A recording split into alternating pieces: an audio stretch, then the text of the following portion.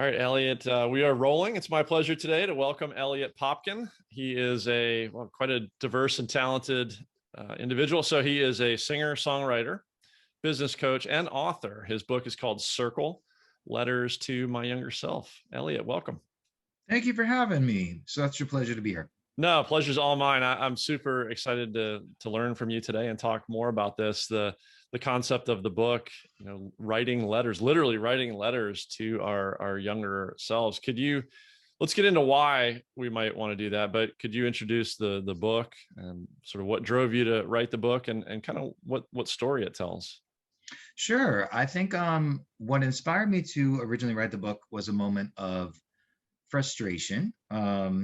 I just was not happy with where I was at in life, and I didn't know why. And so, in the beginning of writing the book, I was honest for the first time that my father was an addict, and I was physically abused by him for most of my childhood. So, all of those life lessons, nuggets of information and wisdom that we would hope to learn, I would just didn't have the opportunity to learn from my parents. My mother actually also, she passed away when I was 15. She had cancer and had been struggling with that for a long time, and in different like treatments and on different drugs and medications. So she just wasn't really available to be there. So I grew up in that sense, sort of like an orphan, if you will, in terms of just not having the direction. And so that's what the idea of the book came about. I think when we have those moments in life when we just think, I just don't understand why things are this way and I wish they could be different. That's when, not to get too spiritual, but God or the universe just says, well, are you ready to listen? And I thought, yes. So I started writing the book. And at the end, it's an autobiography. At the end of each chapter, I write a letter to that version of myself, telling that version of me everything I would have wanted to hear at the time. Wow, that's really interesting. My wife and I were just watching something recently. It was talking about time being nonlinear, right, and the Oh, convergence of time and space. So you're almost going back and parenting yourself in a way in that concept. yes. This is really cool. I'm sorry to hear about those challenges with your family and your mom passing away and what childhood looked like for you, but it's all part of the journey, right? So I'm super happy that you are who you are here today for us to talk about some of Thank these you. things. So just as a maybe kind of a verbal outline here to the audience on some stuff, I think we're going to have a chance to dig into that concept around speaking to our younger selves, maybe the value in literally writing some things down, ways to reconcile with our past and gain some freedom. And ultimately here we're talking about happiness and abundance. And I know you and I started talking a little bit off air also about the concepts of mediocrity Hmm. and growing ourselves beyond those. So I want to make sure to give ourselves a little bit of a preview of what we're going to talk about. And there's a lot there. So where to dig in. That idea of growing up in what you described, is your dad still alive? Is he around? Do you have a relationship now? Thank you for asking. No, so my father passed away, and when I wrote the book, my dad passed away. Let's see, 8.5 years ago, about 9 years ago. And so I suppose a fairy tale answer would have been, oh, my dad and I reconciled and we were so close. That wasn't the case. What I did realize was for my own personal happiness, I had to choose to have certain people in my life and concentrate on certain things if I ever wanted to elevate. Because I felt for most of my childhood, and I think this is very common when you are abused as a child, it does feel very much like a prison. Hmm. And so I did not have a strong relationship with my dad. It was a very on the surface cordial relationship, but there was never any deep conversations similar to what I would have, with friends who are like my family now, or with a few select family members.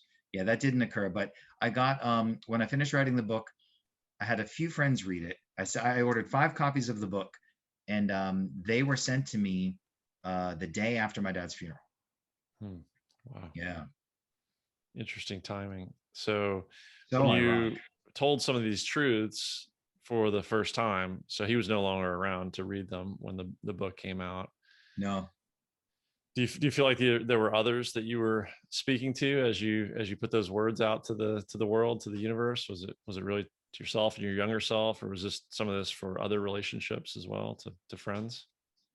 Well, when I first wrote it, I was shocked at how quickly it flowed. And being a Mm. songwriter, I do appreciate that when it's the most purest, authentic form of art, it just comes out of you. There's no, I wrote almost the whole book in 4 days, which is pretty crazy for a book. I just started, it was so healing and cathartic to finally just be honest.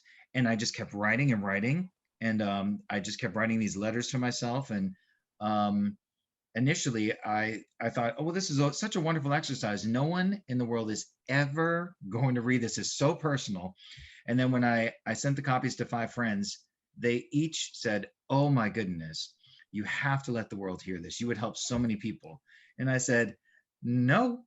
And then I just kept thinking about it. And then sort of similar to my initial foray into the music scene, I decided to okay, I'll just get a book publisher and I'm willing to share it with the world.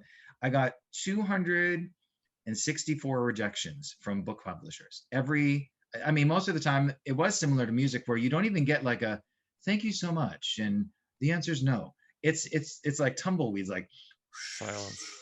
Yeah. they don't even respond because to their credit they get thousands a day, I'm sure. But um so after that occurred, I thought, well then fine, maybe the world's not supposed to hear it. And then just as things just started falling into place and I decided to do something I never wanted to do, is just release it independently and then still be open to working with a publisher once it creates a buzz. But yeah, and that's gotten me, I mean, the response so far has been so overwhelming in a really good way. People are just really identifying with, and that makes me so happy. That's amazing. Congratulations, and thank you for having the courage to write it and to keep pushing forward and to find a way to get it out to the world. Yes. That's amazing.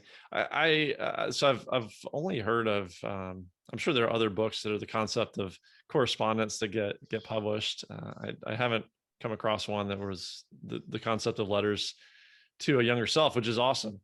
The one, I'll tell you a quick funny story about a past guest I had on the podcast, who his first book was letters back and forth to his wife and really to his children as he deployed as with the military. And Oh he was wow. quite concerned that he might not come back from the deployment. So a lot of these were letters to his young children that is knowledge he would have wanted to teach them later in life if he were still around. So it's got a really touching element to it and a lot of wisdom that Tom tried to capture there. And when he came back, his wife said, "You know what? We should just get all these letters, printed up and bound, so that Yes. we have them. You have it, I have it, and our 3 children have it." So she tricked him into getting it published,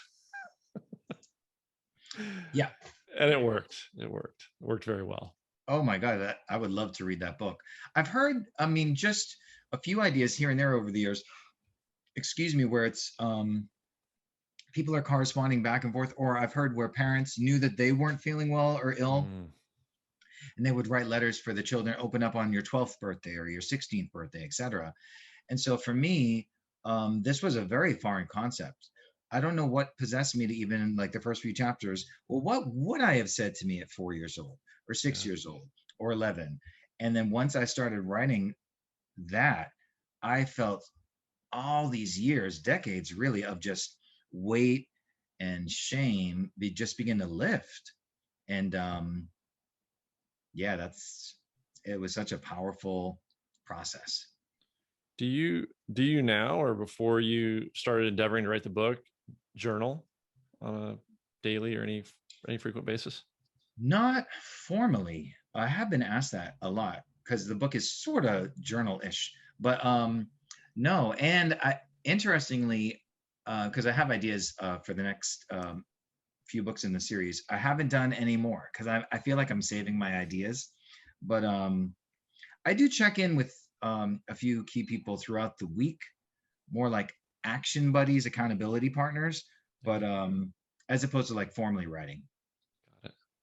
And I'm just fascinated by the process of this, because I think the process itself can be part of the healing. Did Yeah. you write the book on paper, or did you type it?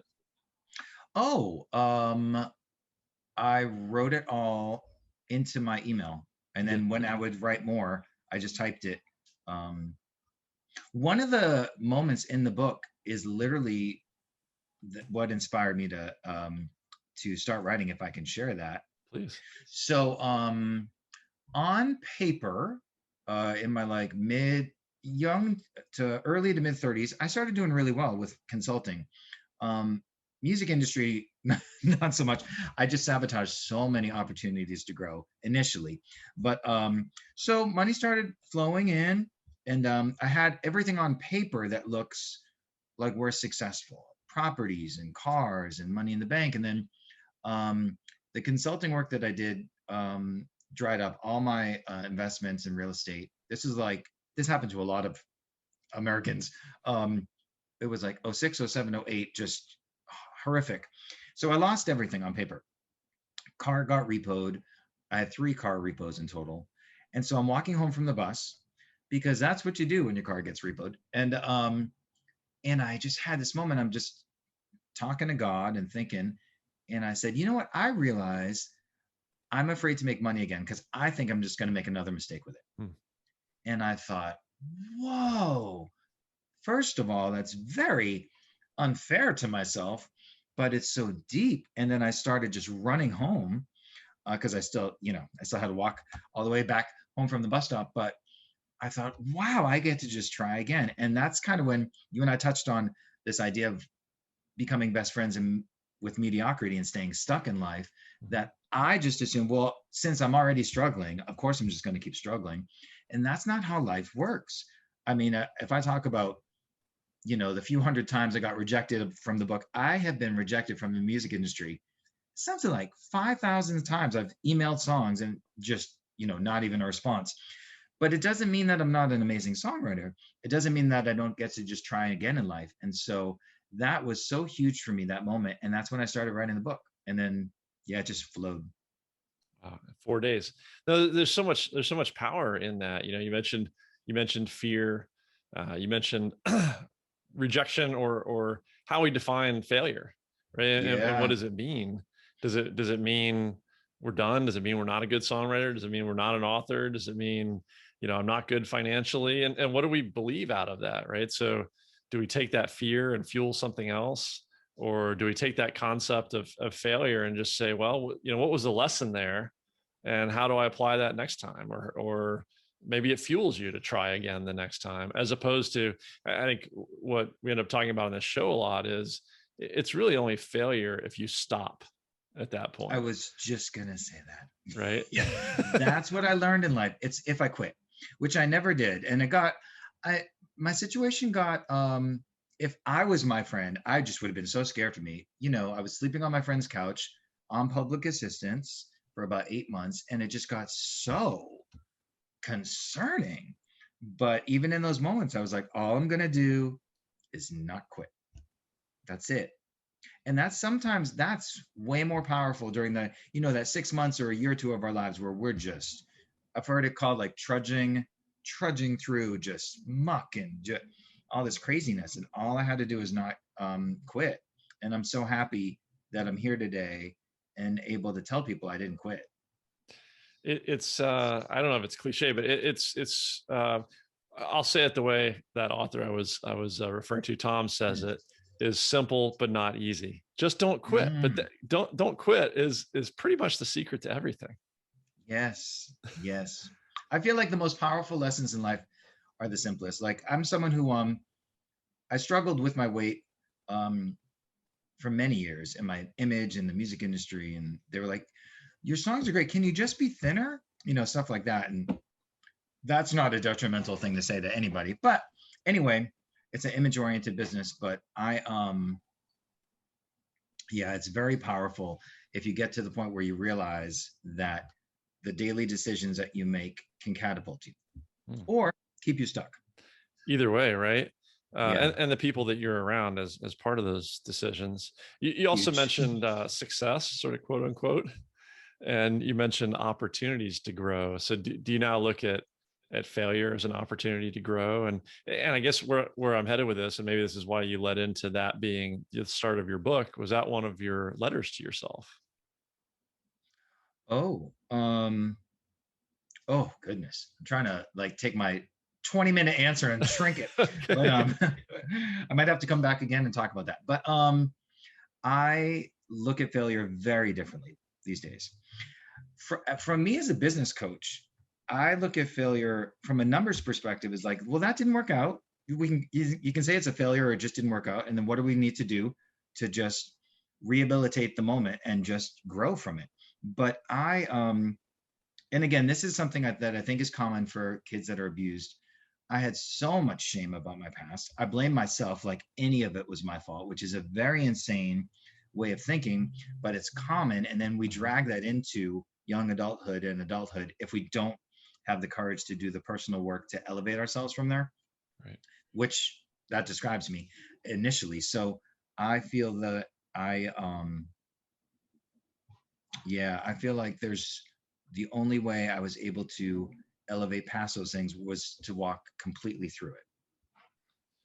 So when you were, let's say, when you were writing to a very young version of yourself, like that 4-year-old, Mm. um, you maybe you, if you're literally talking to a 4-year-old, right, you're probably not going to talk about complex concepts. So was some of this just about, and to your point about carrying that shame, was some of this just telling the younger Elliot it's okay and it's not your fault? Yes. Yeah, I think I did. That's a great question. I think the verbiage that I used was certainly different, talking to you know, the preteen as opposed to the teen. But that's the other thing I realized. It wasn't that different. Um, what I realized, and this is a might be a challenging thing for some people to hear, but so for example, my dad never said he loved me until he said it once when I was 27, and it was such a shock. So if you think, how many times a day in a healthy family environment would you want to tell your kid, you're doing a great job. We love you so much. We're so proud of you. Let's say it's 5, 10 times a day over the course of 15 years. So if there's 30,000 times that I didn't hear that motivating, we love you, we're so proud of you, or a hug, or any type of physical uh, affirmation, if you don't get that, it's very challenging as someone who's like 22 or 27 in life, just starting to deal with, hey, there's a lot of things I don't think I got to learn, and I feel messed up from it. You can't expect yourself, and I talk about this as a business coach too, you can't expect yourself to get these concepts in 2 weeks or 2 months. That's putting too much pressure on yourself. There were messages, positive, affirming messages I didn't get for over a decade. So I can't just wish myself into being better in 4 months' time. And that's, I think, what took me. The journey feels like it took me a long time to get to a place of self-love and grace and acceptance for what I've been through. But it took exactly as much time as it needed to. And it's still, I mean, I'm still completely evolving. It's still taking time. That's the reality, right? We're always evolving, we're always changing, Yes. hopefully growing. Is so you talk about the concepts of happiness and accepting abundance, being willing to accept abundance, which sort of relates back to, I guess, when you're telling me your story about what happened to you during the global financial crisis, 12 Yes. years ago or something, and then feeling a way you did about that, maybe carrying some of those limiting self beliefs forward versus accepting abundance and accepting the ability to succeed financially in other ways in life. So that switch, right? That switch of being willing to accept abundance, being willing to let go of self-limiting beliefs. We talked about mediocrity and just very simply being willing to be happy. Can Yeah. those kind of changes happen more quickly, or are they also sort of a slow evolution? Yeah, I mean, if I could write a letter to myself at 37, yes, that's one thing. So I knew that millions of people were going through the same struggle that I was. Yeah. I wasn't alone, but because I hadn't done the personal work, I felt very alone in it. And I probably didn't reach out to as many people or resources that I could have to kind of just expedite that a bit. But we were talking about, I think one of my favorite concepts is the law of attraction, Mhm. which the Bible mentions it as a man thinketh, so is he. But in a modern version, it's just everything that's in my life is there because I willed it there. And we can look at the amazing things in life like, wow, I'm earning six figures. I just got a job promotion. My wife loves me. Um, I have such an abundant life and I have positive relationships. And we can say, I brought all that to me. Look at me. That's so awesome. But when it's the challenging stuff, like I was fired from my last three jobs, I've been overweight for 3 years, I haven't been on a date in 5 years, I don't even like my family. Like we can go through that list and think, but none of that's my fault. None of it. I didn't do any of that to myself. And Right, it's like, right. what I realize is, oh, buddy, you did all of that to yourself as an adult. That I always have to make the distinction that what happened to me as a child should not happen to any child. Um, but what happens to me as an adult, I got to take responsibility for that and change. I would hope that I could learn the lessons much more quickly today than I did, say, 15, 20 years ago. I can relate to that. There's so much power, and it's empowering to be able Mhm. to say I'm responsible for everything in my life. I had a It similar is. conversation with a guy not too long ago who was just fired from his I think second sort of executive job in a row, and very angry at at the company and some other individuals. And you know my question was, well, what part of that are you owning? Right? What looks the same this time as the time ago that you were fired, right? And what are you learning from it? Are you showing up any differently? What can you take away? What about this is on you? And I think for all of us, there's a different, I don't know, there's a different time or wake up call that we get to that self realization. Maybe it's got to be the Yes. right season of life, or Tony Robbins says inspiration or desperation, whatever it is. There comes a time when you're willing to have that reflection, and before that, for whatever reason, we're blind to it. I mean, totally. When I was walking home from the bus that day, I remember thinking, well, God, did I have to lose everything just to be focused, my attention on you? And God's like, well, did you? And you know, we always have this. I used to think God would talk like, my son, this big booming voice. And I was like, that's funny. God sounds a lot like me. But I didn't think I had to go through losing everything. But let me tell you, there's one interesting thing about being on a bus, because especially in Los Angeles, if you get on a bus, and then anyone to Los Angeles can attest to this, you will pretty much be on the bus ride for like an hour. It's a long ride. It's a very spread out city. So I was finally just breathing and thinking and kind of just trying to meditate to myself, like, what did I do to get here? Like this didn't take 4 months. This is like years of just be that's why I call it becoming best friends with mediocrity. Just everything. Where I lived, the people I hung around, the conversations I would have, the jobs that I would say yes to, everything was just so mediocre. And mediocrity can absolutely be different for each person, but it was so limiting, but I kept choosing limits. And I just live so differently today. Yeah, so it would be different for everybody, but if Yes. you're honest with yourself, you're going to know it when you see it, right? Hmm. So one Yeah. thing I wanted to ask you about the concept of writing a letter to my younger self, and you mentioned sitting and breathing and meditating. So I think when I hear those things, I thought about awareness. Right? For me, at least, finding time and space and breath is an opportunity for awareness. So what about the younger version of myself, just from like yesterday or from last week, and reflecting on or drawing some awareness on, how did I show up in a conversation, or how did I react emotionally to a situation, in that sense, in a just a version of myself that's a day younger or a week younger. Would you find power in the same concept of literally writing a letter to that younger version? Oh my goodness, Michael, absolutely. I feel like when you touched on meditation, that's what the letters were. For me, it Mm. was more of like a form of written meditation. We um we live in a society that's so fast.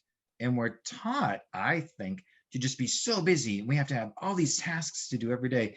And I think one of the biggest and most powerful tasks is to sit and do nothing for 20 or 30 minutes and just reflect. How am I feeling today?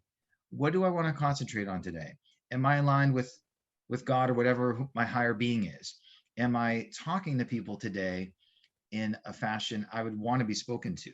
Just all these things that I check in with myself on a daily basis today. And I don't think we're taught to do that. And I think it's one of the most powerful things that's a part of my life today that wasn't there. And so even if I can, one of the things I do at the end of every day, I say three things that I'm grateful for and three things that I did well that day. And I think that helps me let go of the day um, much more easily, as opposed to just sitting in bed, just not being able to fall asleep. Like, oh man, I did this and I did. Oh, I should have said this and shoulda. Oh my goodness, that's I try to not even have that in my vocabulary anymore because that first of all that doesn't work. It doesn't work at all.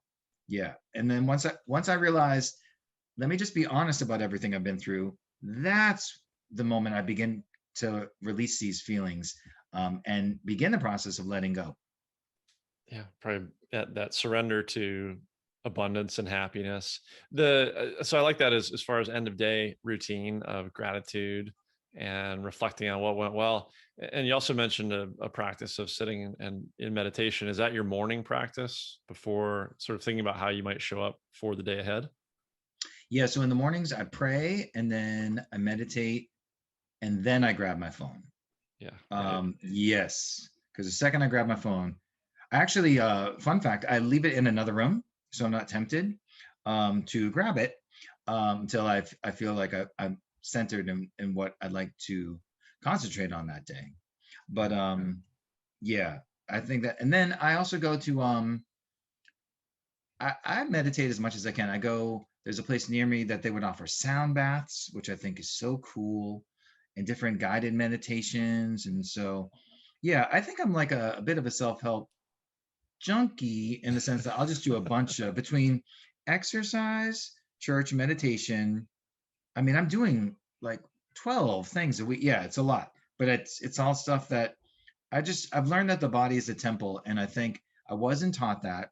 And then I kept as a young adult doing things that were non-temple like.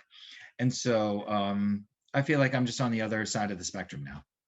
Yeah, Yeah. I can relate. Hey, if you're just immersing yourself in good craziness, then healthy Right. craziness. That's and throw an idea at you. I don't know. Do you do any hot sauna or any kind of heat type of anything like that? Yes. So I've tried hot yoga a few Hot times. yoga. Okay. Now, humbly, I've run marathons and I'm great with endurance. Just get me I so long as there's not like a huge rush for me to finish anything, I'll do it. Hot yoga, and I feel like it was more challenging for me than a marathon. I couldn't believe it, how challenging it was. But just sitting in a hot sauna or like a jacuzzi, that I can do. Yeah. But Okay. if there's one thing that I've tried that was one of the most challenging moments for me, and I went with friends too, so like we were all just this sucks. But and then there's people around you that looks like graceful gazelles, and but all the power to people that can do that. Yeah. Yeah. So it looks tough. I haven't tried it. Just Oh my the goodness. the reason I was going to mention it to you, like the sauna in particular, I really like trying to find ways to stack practices like breathe or meditate in the sauna. Right. So I'm doing sort of two things at once. Save Ah, save some time in the day, and just because we were talking off air about a hike you did recently through, yes. and part of that was through a pretty hot area. So just talking to a doctor friend recently, there's all this research now around something called heat shock proteins. So it's something that your body forms in response to those extreme hot temperatures. Oh. And I don't know how this works, but there's something in that that's related to disease immunity. Oh, okay, good. Yeah. I thought that might go the other way, that I did No, something bad to myself. no, no, But no. Good stuff. yeah, Yeah. I So think keep it up. thank you. Thank you. So mediocrity, right? We both circle around that a little bit, and law of attraction, and you mentioned this in terms of your dad and that relationship of having to make choices about who you surround yourself with and who you invest in spending time with. So a word you and I used it. We were talking off air about manufactured crucibles. Yes. This idea of wanting to do hard things in life proactively, uncomfortable things that make us grow in certain ways, challenge us, maybe scare us a little bit, might seem impossible. Somebody who's never done a marathon might think it's impossible until they do it, right? And figure out how to Right. do it. Those kind of things that maybe are very challenging to our body, our mind, our soul, whatever you want to say, different than maybe the things you or some of us were doing in our 20s and 30s that were challenging us in not the healthiest of ways. I love this concept because it is, the way I see it is, life's going to throw us hard shit, right? Yeah. But what can we do to proactively sort of train the way that we deal with those things when they come at us unexpectedly, and we put ourselves in these situations to go do these things, train ourselves in these ways. What I've found in finding communities of practicing these kind of things, these manufactured crucibles, is you have sort of the people that say, "You're absolutely crazy. Why would I ever do anything like that?" You have Mhm. my wife who just sort of says, like, "You're absolutely crazy, but good for you." And then you find these these communities of practice where people have really embraced this. How do I go do something scary but safe, right? It's not going to kill me, but I might I might get scared and think it's going to, right? Going out for a long run or a ruck or an obstacle course race or an ice bath or a heat treatment, whatever it is. So I really love how these can play into starting to find peace and happiness and growth for ourselves. So curious your experience with it or your take on it. Yeah, you made me think of one of the chapters in my book is called Shine, and how I describe it is I was gifted in certain things as a kid, and when you're a child, you don't want to cause any attention to yourself if you're being abused, because even that could set off, the parent or whomever. Um, so I felt like, um, how do I say this? Total respect for my dad and the man that he was and everything he went through, but I did feel like he kept trying to knock the shine out of me. Mm. So what I learned in challenging myself to run marathons and write songs and help people build successful businesses, those are healthier versions of celebrating the shine within us, and hopefully in a controlled environment where at least you're going with a friend if you're going to go on a long crazy hike like I just did, but celebrating the things about us that are special, celebrating the shine, as opposed to doing the opposite. So that's what you made me think of in that question. Yeah, I really like that. I guess what your reply made me think of is not only celebrating, doing those things that are healthy ways of celebrating our own shine, or the shine within us, but when we surround ourselves with people who are interested in doing the same, we can celebrate their shine as well, right? And so Yes. there's a positive upward spiral or effect to that. Yes, indeed. Yeah, I mean, some of my friends, when you were describing the three people, some of my friends were like, "You're crazy," um, and then, but yeah, most of my friends were saying, "You're crazy. I'm not doing that, but I love you. Have fun." Like one of my friends met me for dinner after. They're like, "I'll happily do that with you." But yeah, once you can find your tribe in life, whatever it is that where you can celebrate your gifts and be around other people that their gifts are the same, and you get to celebrate them together and as community, that's powerful and that's dope. It is. Yeah, not to, so those sort of three categories I made up on the fly there of that spectrum, the folks that say like, that's absolutely crazy, why would you ever do anything like that? They may have a different way to push themselves, right? It may not be a physical endeavor. It might not be a marathon or a Spartan race or whatever. Hopefully they have their own version of it. But Hmm. if they don't, I would argue we may not be similar enough that we're going to be healthy for each other to hang out, right? That might be one of those Hmm. where, okay, this is a relationship mutually. We need to trim it. My wife, it would be more of what you described, like, I'll be here at the finish line. I will Right, support you right. through this, but I'm Yeah. not running that 12-hour race with you or something like that. But that in itself is awesome because she was just asking me recently about the 75-hour event I did.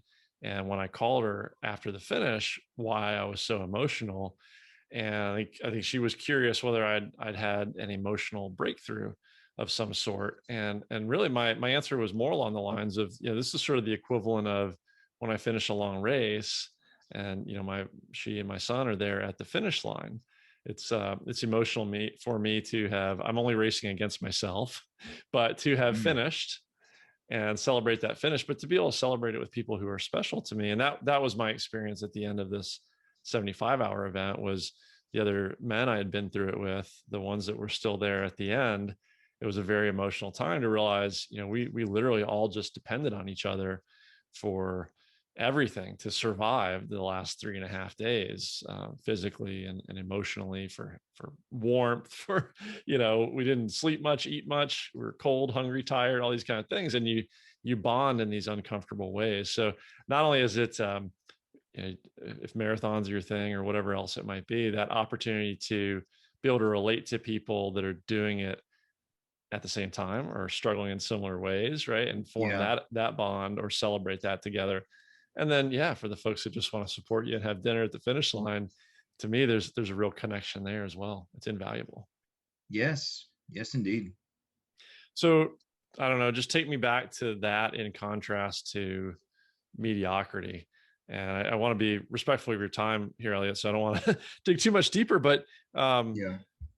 I love helping people find inspiration in themselves to take action in whatever that might be, whatever they're holding themselves back from, whatever maybe they're stuck on average, right? And they want to move that needle forward somehow for themselves. So all these concepts are great. I love to try to turn them into sort of actionable advice. So let's just maybe talk for a few more minutes around mediocrity, and if you have thoughts on actionable advice, right? Things you might recommend people take up as a practice. Maybe it's writing letters to the younger selves, or I don't know, thoughts on that?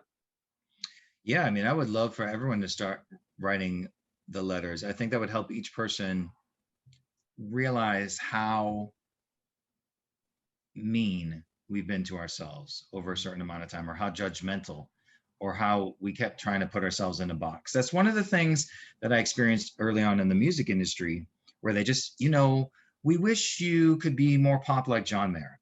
And then the traditional folk purists would say, but you're not, you're too contemporary, you're too mainstream, you don't fit in here. And then comments about my image and my weight. And so what I realized was I wasn't allowing myself to be the best version of me. I kept trying to fit into a box of what other people would hope I could be in. Um, remember one manager said, I just want to manage robotic superstars. And I said, that's the antithesis of me. And then I realized, why did I choose this person to work with? So that was actually the conversation that we decided to split ways. But I think that would be the biggest thing I would say to anyone uh, who is even, a few decades or just a few weeks younger than me, is be you. Once I realized all the wonderful gifts that I had within me, and again, those were things that were they someone or a few people perhaps tried to knock out of me when I was younger. Once I realized that the universe gave all these wonderful things for Eliot to just celebrate his life and share with the world, that was very transformative as an idea for me. And tying that in with this idea of mediocrity, I chose everything to just keep my life vibrating at a lower level of success and happiness, because I didn't want to elevate. That's one of the most challenging things, I think, for people to hear, that every day we have so much time to either focus on elevating ourselves and reaching our goals, or if not, we have to squander all that on a daily basis. And so it's a huge responsibility for each of us every single day. But if we're willing to do that, I think that's where my life started to become magical, is when I realized that there's nothing wrong with me. I have so many things that are right with me if I would just have the willingness and the courage to start celebrating them. Awesome. That's awesome. So what does that look like for you now and next, Elliot? What does that higher level of elevation and vibration look like for you in today's world? And you mentioned there may be more books coming as well. What's next? Yeah, I think I